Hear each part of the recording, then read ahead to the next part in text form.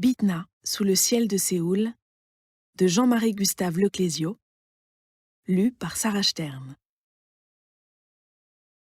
Parfois, un jeune homme venait, il s'installait à côté de moi, il me regardait lire, et son regard était tellement insistant que je devais quitter le livre des yeux.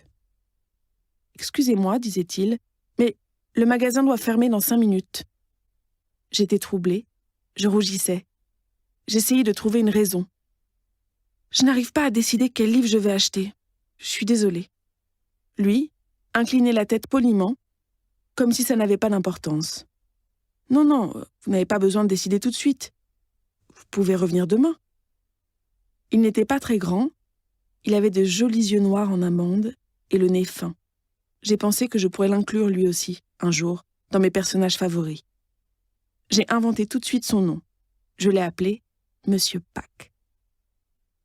C'est dans la librairie que j'ai vraiment commencé à observer les gens. Le bus, le métro, les trottoirs des rues n'étaient pas de bons endroits, parce que les gens bougeaient trop, marchaient vite, s'en allaient en courant.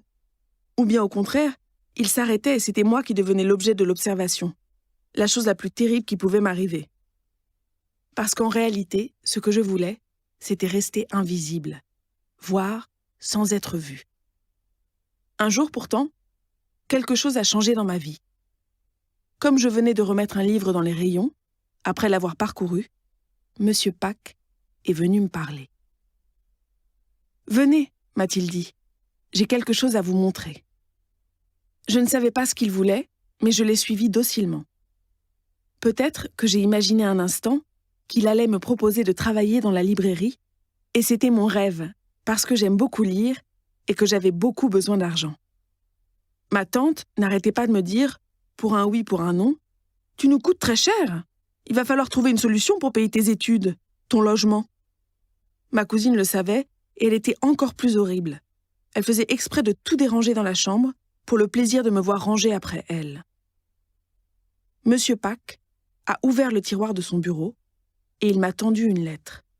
C'était écrit à la machine et cela disait exactement ceci. « Je m'appelle Kim Tse-ri, mais je préfère Salomé. Je ne peux plus sortir de chez moi à cause de la maladie. J'attends celle qui viendra me raconter le monde. J'aime beaucoup les histoires. Ceci est une annonce sérieuse. En échange de vos histoires, je vous donnerai un bon salaire. » Suivait un numéro de téléphone. Monsieur Pak m'a tendu la lettre et machinalement je l'ai prise. Je l'ai pliée et je l'ai mise dans mon sac, avec mes livres et mes cahiers de cours d'anglais. Je n'y ai plus pensé pendant quelques jours, et puis j'ai retrouvé la lettre. J'ai décroché le téléphone et j'ai appelé Salomé.